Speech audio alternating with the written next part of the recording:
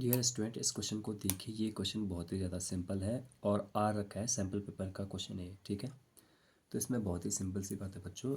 ये tangent circle वाला जो चैप्टर है ना, उसी का क्वेश्चन है। उसको थोड़ा अलग तरीके से दिया है इसमें, मतलब जैसे बुक में ना उस तरह से नहीं, बस थोड़ा सा अलग कर रखा है यहाँ पर, बस हो गया। अगर मैं यहाँ पर बात करूँ A B plus C D equals to A D plus B C one के इक्वल है, मतलब ये दोनों इक्वल है आपस में, तभी तो कट के वन आया होगा ना। समझ पा रहे हैं? जैसे 7 हुआ, ये भी 7 है, ऐसे सपोज करते हैं हम। ये 7 है, ये भी 7 है, तो 7 7 कट के बनाया होगा। ये 10 है तो ये 10, मतलब ये दोनों आपस में क्या है, बराबर है। A B plus C D वो किसके इक्वल है? A D plus B C के इक्वल है, ठीक है। अब मैं आप लोगों को यहाँ पर से पूछता हूँ। चलो मैं एक काम करता हूँ, मैं यहाँ पर एक अलग से यहाँ पर ड्रॉ कर देता हूँ, और यहाँ पर एक जैसे हमारे पास कोई एक्सटर्नल पॉइंट है, यहाँ से यहाँ पर, यहाँ से यहाँ पर, ये एक एक्सटर्नल पॉइंट से सर्कल की जो टेंजेंट होती है, क्या वो दोनों इक्वल होती हैं? यानी कि ए पी और ए क्यू आपस में इक्वल होती हैं? तो आप कहेंगे सर बिल्कुल, ए पी हमारे ए क्यू के इक्वल हो गया, ठीक है, एक्सटर्नल पॉइंट से। तो अगर मैं यहाँ पर बात करूँ, देखिए ए बी और सी डी को साथ में रखना है, मतलब ऐसी चीज़ों को साथ में रखना है जिससे ए बी बने। तो ए बी किससे बन सकता है? पी, हाँ। ए बी किससे बन सकता है? ए पी और बी पी से, यानी कि ए पी और बी पी साथ में होने चाहिए, ठीक है, मतलब एक साथ में होने चाहिए। तो ए बी को मैं क्या यहाँ पर अगर बात करें एक्सटर्नल पॉइंट, तो फ्रॉम एक्सटर्नल पॉइंट ए, या फॉर एक्सटर्नल पॉइंट लिख लो, for external point A P जो है वो किसके बराबर होगा? ए एस के बराबर होगा ना। अगर मैं यहाँ पर ये पूरे का पूरा इसे ढक दूँ थोड़ी देर के लिए, तो आप क्या रखना, देखिए ए पी ए एस के बराबर होगा कि नहीं होगा? ए पी ए एस के बराबर, ठीक है। वही चीज़ मैंने लिखा है इसे यहाँ पर। इक्वेशन नंबर 1 नाम दे देंगे, इक्वेशन नंबर 2 नाम दे देंगे। मैंने कहा था ए पी और बी पी साथ में होना चाहिए, क्योंकि हमें पूरा ए बी बनाना है, तो बी पी को हम साथ में लिख लेंगे। तो यानी कि बी पी इसी की साइड एल एच एस में ही, B P equals to B Q.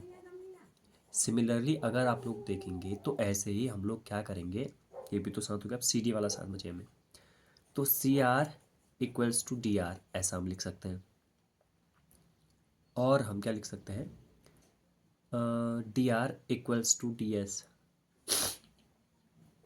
ये जो सी पॉइंट है ना, सी आर सी क्यू के बराबर होगा, सी आर सी क्यू के बराबर होगा, डी आर नहीं, सी आर सी क्यू के बराबर होगा। सी से लेकर आर तक और सी से लेकर क्यू तक की डिस्टेंस क्या होगी? इक्वल होगी, ठीक है। आप यहाँ पर जैसे मैं सी डी बना लूँगा डी आर, तो सी डी बना तो सी आर और डी आर साथ में होने चाहिए। तो सी आर तो हो गया, अगर मैं यहाँ पे डी आर लिखता हूँ तो डी आर किसके इक्वल होगा? डी एस के इक्वल होगा, तो ऐसे डी एस के इक्वल हो गया। ये क्वेश्चन नंबर 3, ये क्वेश्चन नंबर 4 नाम दे दिया। अब मैं क्या, अच्छा यहाँ पर आपको दिखाई दे रहा होगा ना, देखिए सी आर सी क्यू के इक्वल हुआ, डी आर डी एस के इक्वल हो गया, ठीक है। और ये मैंने कहाँ पर से लिखा? ये मैंने यहाँ पर से लिखा है, सी आर सी क्यू के equal, C R C Q के equal, D R D S के इक्वल, डी से लेकर आर तक डी एस के इक्वल होगा। वही चीज़ मैंने यहाँ पे लिख दिया है। अब मैं क्या करूँगा, ऑन एडिंग, ऐड करूँगा, बस ऐड करूँगा तो ये क्या हो जाएगा dear? A P B P C R और डी आर इक्वल्स टू, यहाँ पर हो जाएगा A S plus B Q plus C Q plus D S, ठीक है। अब मुझे एक बताए, ए पी और बी पी मिलकर क्या बनाएंगे? देखिए A P plus B P, हाँ, तो ए पी और बी पी दोनों मिलकर क्या बनाएंगे डियर? ये पूरा ए बी बना देंगे, ठीक है। तो बच्चों मैं यहाँ पर क्या लिखूँगा?